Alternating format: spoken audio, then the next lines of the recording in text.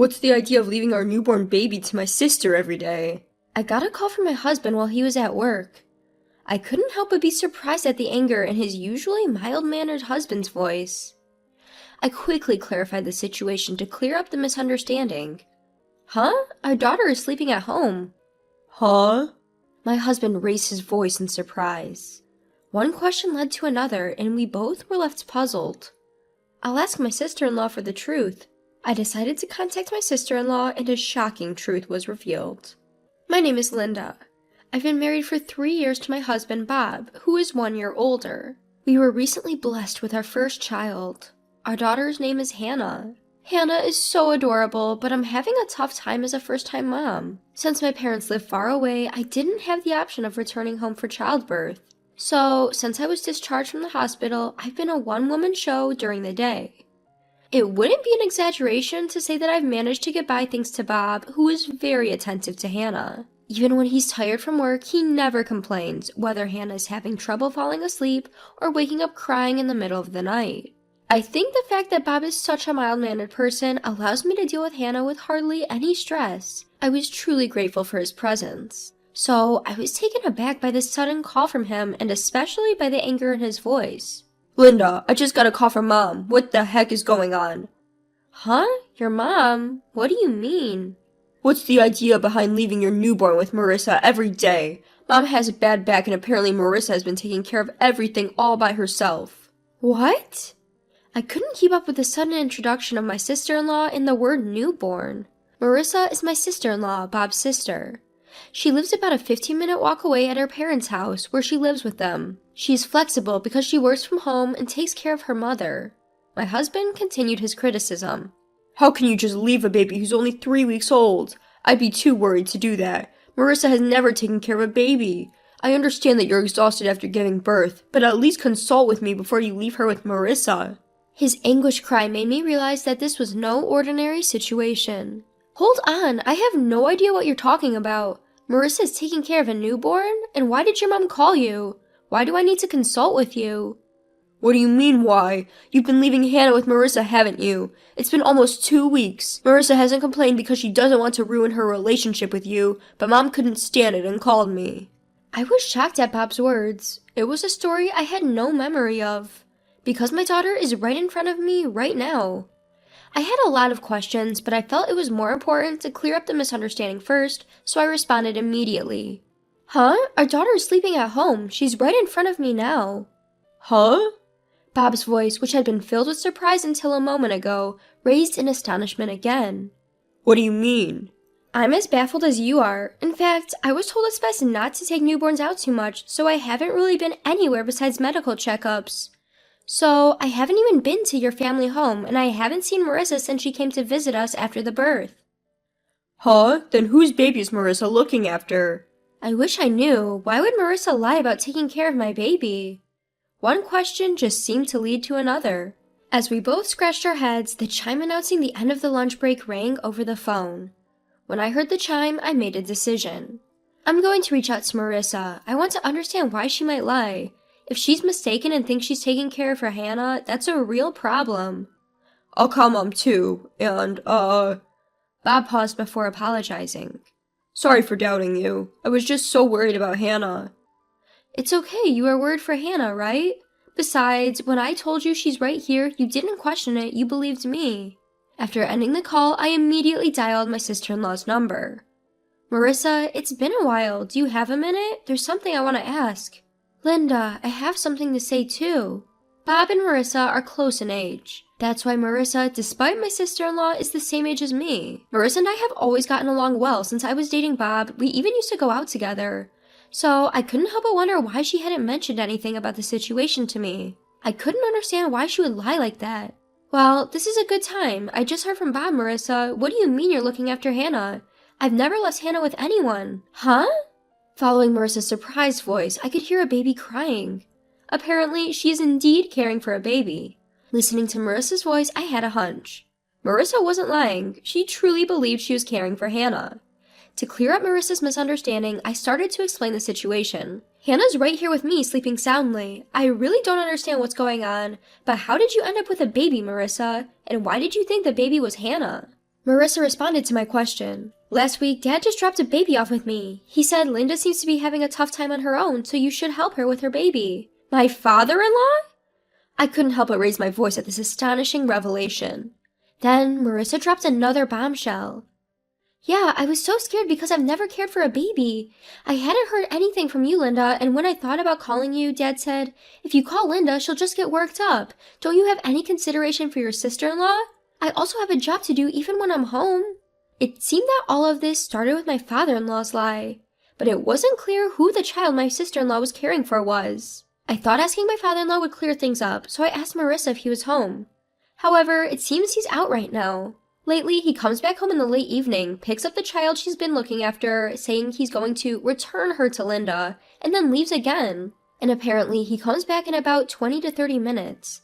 Frustrated that my father-in-law was using me and my daughter to lie, I felt like confronting him directly. I get it, I'll need to talk with Bob, but we might come over tonight, I said and hung up the phone. I emailed my husband about what I heard from his sister. I think it's better to ask Dad directly, was the reply, so when Bob got home, we headed over to my in-laws. On the way, Bob shared the conversation he had with his mother. Mom was pretty upset too. To find out that the child she thought was her grandchild wasn't, that's a big shock, ain't it? I didn't think Hannah's first meeting with everyone would be like this. It's complicated. His mother had a bad back, so she hasn't met our daughter yet. I was hoping to introduce Hannah as soon as she was ready to go out after a month, but instead, I'm upset that we're having to introduce her during such a mess. When we arrived at my in-laws, my mother-in-law and sister-in-law were there, both looking bewildered. As we came in, Marissa opened her mouth. Bob, Linda, Dad said he was going to return the child we've been looking after, but he hasn't come back yet. I understand. Mom, despite the circumstances, this is our daughter, Hannah. Bob introduced our daughter, and I moved Hannah closer to my mother-in-law. Seeing Hannah, my mother-in-law's face softened. She's adorable. She looks just like Bob when he was born. I'm so glad to finally meet her. And Linda, you've done so well. I'm sorry you've been caught up in all this. It's okay. I'm just as confused as everyone else. As I said that, Marissa continued. I don't understand it either. Who is this child Dad has been looking after? I don't know why he's lying, and I've been working so hard thinking that child was Hannah. He should consider how I feel too. Like me, Marissa seemed frustrated with our father-in-law. Trying to lighten the mood, Bob interjected. Before that, Marissa, you've met Hannah. You should have noticed it's a different baby. Well, don't all babies look similar? I thought I felt something odd, but I thought maybe their faces change over a few days. Marissa hastily began to defend herself. That's when our father-in-law came back. I'm back. Wait, why are Bob and Linda here? From our father-in-law's panic, it was clear this whole thing was his lie. The rest of us seemed to agree, and we all gave him hard stares. Unable to stand the tension, our father-in-law started to stumble over his words. Ah, Linda, it's been a while. What brings you here? Did you leave something here? Marissa, what are you doing? I told you to check for forgotten items. I was furious at our father-in-law for using me and my daughter's names to lie and then blaming Marissa. I subconsciously gripped my daughter tighter. Both my husband and my sister-in-law seemed to feel the same way, their fists shaking with tension. The first to speak was me. Dad, are you seriously saying that? Don't you think it's a bit too shoddy, even for you? What do you mean? My father-in-law was taken aback by the anger in my voice. That's when my husband and sister-in-law joined in. Dad, explain yourself. Linda has never babysat Hannah. Why would you lie like that? There must be a reason for someone to babysit a stranger's newborn, right? That's right. You tricked me into babysitting. Who is that child? I'm scared even if it's my brother's child, let alone a stranger's. I won't do it again. Do you have any idea how much this has set back my work? With the two of them firing off at high speed, our father-in-law was at a loss for words. While the three of us were glaring at him, wanting to know the truth, my mother-in-law was different. She turned pale, muttering, "No way, you're not still involved with her." At my mother-in-law's words, my husband, sister-in-law, and I were stunned. My father-in-law was breaking out in a cold sweat. What do you mean? Even now, he was trying to play dumb, but my usually gentle husband had had enough. Dad, cut the crap. You've been playing dumb this whole time. You think you can get away with this? We know you've been lying about everything. Just tell the truth. Wait, Bob, calm down. Dad, you've been using Linda and Hannah to cover up your lies, and you owe Marissa an apology. Taking care of a newborn is a big responsibility, even if it's your own child. Imagine how stressful it must have been for Marissa, who's never even raised a child before. Once he started, my husband couldn't stop. Despite everything our father-in-law was saying, my husband didn't let up. Perhaps realizing he couldn't avoid it any longer, my father-in-law sighed softly, and then he confessed to the unbelievable truth. That child is mine. At our father-in-law's words, my husband lost all of his momentum, his mouth hanging open in shock. Marissa and I were also stunned into silence. The one who broke the silence was my mother-in-law. Her voice was trembling and her eyes were wet. I knew it, you're still involved with her. I was a fool to forgive you back then. Back then? My husband asked, confused. In response to his question, our father-in-law's face turned even paler.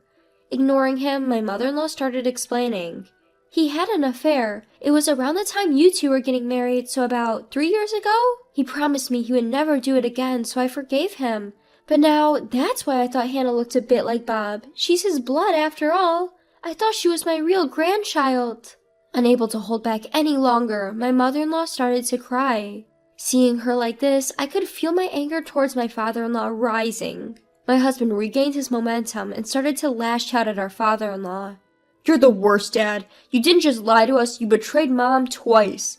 How could you do such a thing? I can't believe that a person like you is our father. Bob's shout was followed by Marissa. What do you mean by my child? Are you kidding me? You had a child with your mistress and left it with me? I can't believe it.